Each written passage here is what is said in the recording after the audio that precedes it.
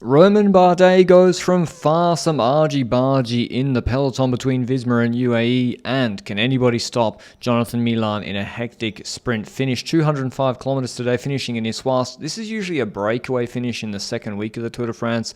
In Issoire, Bilbao won in 23. We do have a similar stage, but it's the second day. Trek were denied yesterday, surprisingly, and the last hill's not as hard as yesterday. It's only 4% average gradient. So with Van der Poel looking good as well, and apparently the temperature's not that hot, the breakaway was only Orsana originally. These other three jumped across to him later, and Gebregsgebir and Alpecin were controlling for their sprinters, Milan and Van der Poel. Although for Van der Poel, he probably needs a harder race. For the GC guys, their teams didn't really have to do anything in the first part of the race. Looked pretty chill, although it starts to heat up with the hills. There's a 3.5k, 7% climb. Could Van der Poel and his team get rid of Milan there?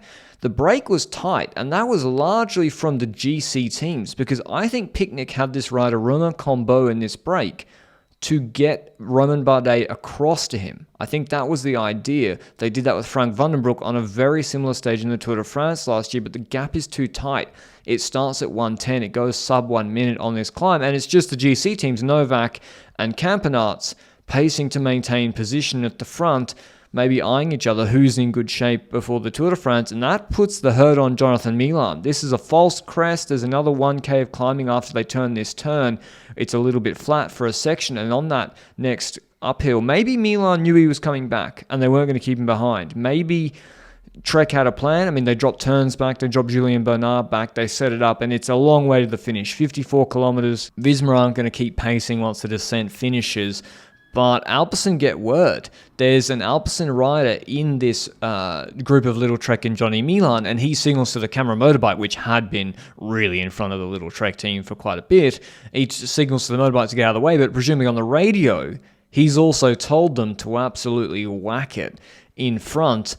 And I guess Alpecin is a little bit late, because they didn't do it on the climb itself. The GC, it could have gone harder on the climb. It wasn't like a group of 60 or 70, but they probably thought they didn't have the team to keep Trek behind, and Trek get back here. They get back about 5Ks later. So tranquility restored. The GC teams basically catch the breakaway without trying, and now the drag racing begins. We've got Alpecin, then Novak, Campenaerts, and Pogacar next to Vingegaard. Everybody wants to be through in these villages in front position. Lipovic with Bora on the left-hand side, keeping their GC leader in front, hitting the corner first. But what does that mean? More fighting, and they go through the finish line. Visma on the right-hand side. As we look at it, they swung across, and then we're through a roundabout, a narrowing. You see, if you weren't through good position, some riders are having to go the other way. Two of the UAE riders nearly get chopped as they go the other way. And then UAE, because they're not entering the corner first, they have to work their way up with Novak. Remco's probably the smart one. He's just at the back,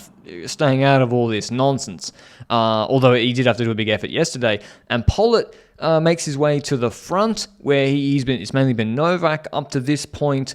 And yeah, Pollitt's he was nearly getting dropped on the original climb or the hill later, and he's not so good in the hectic. He struggled in the classic season because he can't position, and he gets beaten to this corner where Campenaerts is sprinting with Movistar. Hessman's there on Movistar with Romeo. I think they're keeping Enrique Mas safe. And so the UAE team, they get shuffled back because they enter the corner maybe third team, and then they have to work their way back up again, which is annoying. It's annoying. And Pollitt works his way back up with Pogacar on that right-hand side.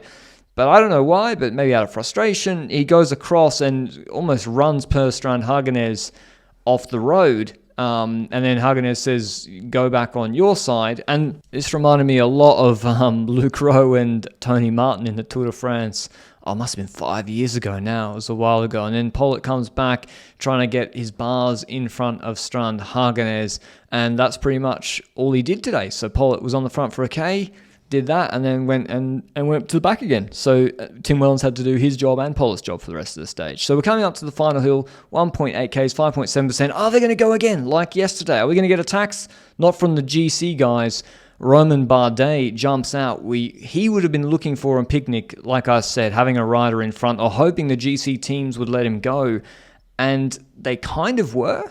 right now, they weren't actively chasing him, but just the stress of trying to stay in front position. Sivakov does a really good job here. He and Wellens, they get in front of Hagenez and they beat Visma through the later corners. UAE actually had the better train there with Narvaez and Wellens keeping Pogačar in front position through these roundabouts. But Trek are waiting.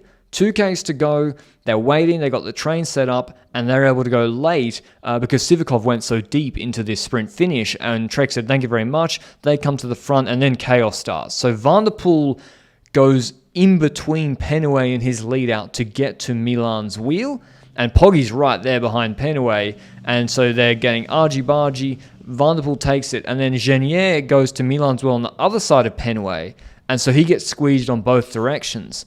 And Penaway is the one who gets relegated, even though he was getting squeezed by both. And then with his lack of momentum, Fedorov jumps and then squeezes him off from the right-hand side. So I don't know why Penaway got relegated. I mean, Van der Poel did the same thing. He just won the position. Penaway did not. I mean, it was sketchy from all of them, and they're fighting for position. For Milan, armchair ride. And the sprint was over here. He's got 2 men in front of him. All the other sprinters have been spending a lot of energy fighting each other for his wheel.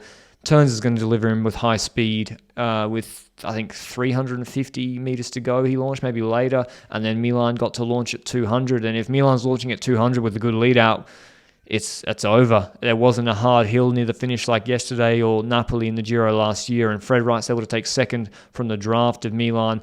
Van der Poel moves out into Fedorov. He takes, I think, third, although Friedheim he was quick, Friedheim, but he was just searching for a gap and he couldn't find it until late. And he just surged through the middle. But yeah, Milan wins. Trek probably thought they were going to win yesterday, and today might be tricky with the breakaway. Turns out to be the other way around. So Milan looking good for those week 1 sprint stages in the Tour de France, which are very similar to this sort of stage. Winning ahead of Wright, Van der Poel, Friedheim, Penaway got relegated, Genier, Tranchant, Fedorov, Louvel, and Venturini. Here's what the big man from Friuli had to say. You came here to try to at least win one stage. You do that, but oh my God, that was tough. That was really tough. You said right. Our goal was to come here to bring up still the goal to keep building up the condition and to do some nice results. Yesterday, I have to say, I was really suffering a lot. It's also first race after a long time. Today, I also suffered a lot, and also I dropped at one point. Was really on the limit, but I have to say thanks to my teammates because they bring me back. They guide me until the last meter. They support me like always they are doing. So massive thanks to them.